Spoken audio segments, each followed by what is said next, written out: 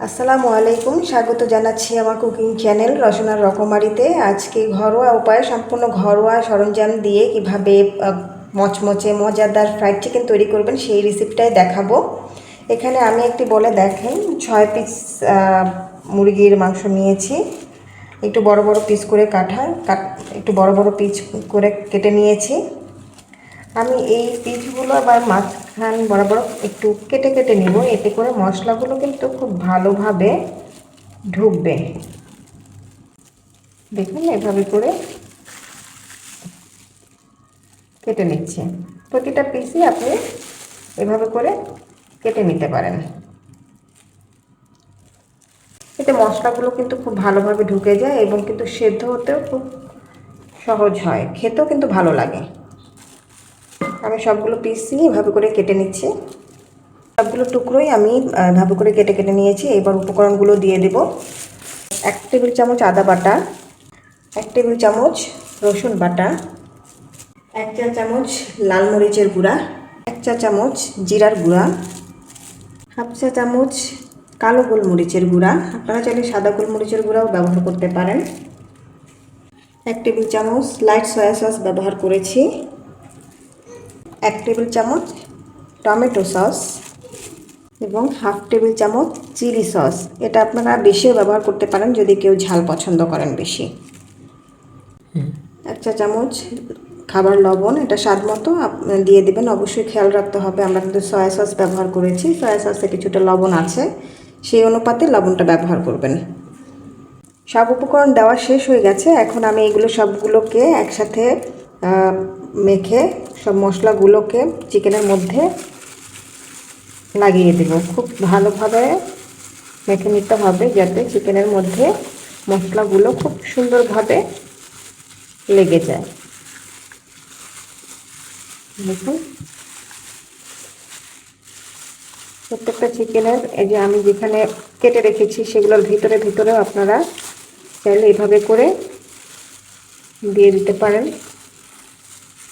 এরপরে আমি 2 ঘন্টার জন্য এটাকে ম্যারিনেট করে রেখে দেব। এতে করে মশলাটা ভেতরে চলে যাবে এবং খুব ভালো হবে ফ্রাইটা। আমি এটা 2 ঘন্টার জন্য ম্যারিনেট করে রেখে দিচ্ছি।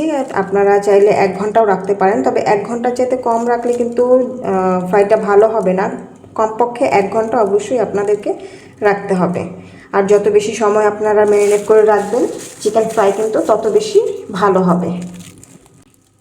এটাকে আমি ঢেকে রেখে দিচ্ছি।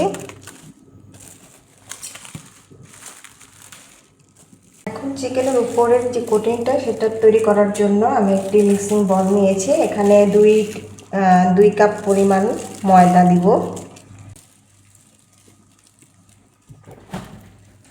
2 কাপ ময়দার জন্য আমি 1.5 টেবিল চামচ পরিমাণ কর্নফ্লাওয়ার নিলাম। 1.5-4 টেবিল চামচ নিলেই এনাফ। 1 চা চামচ লাল মরিচের গুঁড়া, জিরার গুঁড়া দিচ্ছি 1 চা চামচ, সামান্য গোলমরিচের গুঁড়া, স্বাদ মতো সামান্য লবণ, খুব বেশি লবণের কিন্তু প্রয়োজন নেই এখানে। এরপরে এগুলো সবগুলো আমি একসাথে মিক্স করে নিয়েছি। আমি রেডি করে ফেললাম চিকেনের জন্য কোটিং। 2 ঘন্টা পরে আমি ফিরে এলাম। দেখুন 2 ঘন্টা পরে চিকেনটা কিন্তু পারফেক্টভাবে মশলাগুলো মিশে গেছে।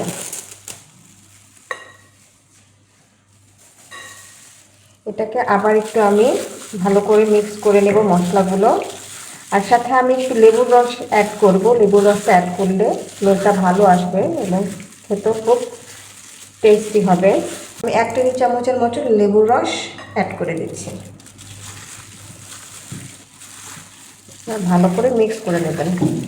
এবার চিকেনটাকে নিয়ে আমি প্রথমে ময়দার মধ্যে দিয়ে দিলাম। খুব সুন্দরভাবে ময়দাটা লাগাতে হবে, একটু হালকা চেপে চেপে এইভাবে আমি করে নিচ্ছি। এখন এটা পানির মধ্যে দিয়ে দিব। সেকেন্ড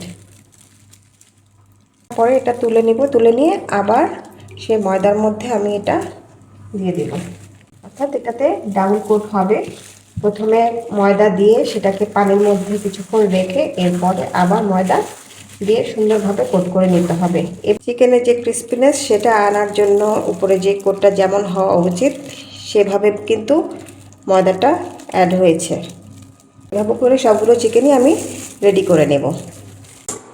এখন ভাজার জন্য চুলাতে একটি ফ্রাই প্যান দিয়ে তাতে তেল দিয়ে দিলাম। তেল একটু বেশি পরিমাণ দিলেই ভালো, তাহলে চিকেনটা ডুবে যাবে এবং ভাজতে সহজ হবে, ভিতর থেকে ভালো করে ভাজা হয়ে যাবে। তেল গরম হয়ে যাওয়ার পরে চুলার আঁচটা মিডিয়ামে নিয়ে এরপরে আমি চিকেন ছেড়ে দেব। কারণ হচ্ছে চুলা যদি হাই হিটেই থাকে তাহলে উপরের যে কোট করা আছে সেটা পুড়ে যাবে এবং ভেতরের যেই চিকেনটা আছে সেটা কিন্তু পারফেক্টলি সেদ্ধ হবে না। এখন চিকেনগুলো একটা একটা করে আমি দিয়ে দিব।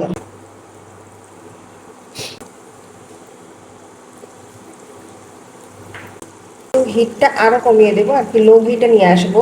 লো হিটে রেখে এটাকে প্রায় 15 মিনিট পর্যন্ত ভাজতে হবে, তাহলে ভেতরের যেই চিকেনটা সেটা সম্পূর্ণভাবে সেদ্ধ হয়ে যাবে এবং উপরের লেয়ারটাও একেবারে ক্রিস্পি হবে।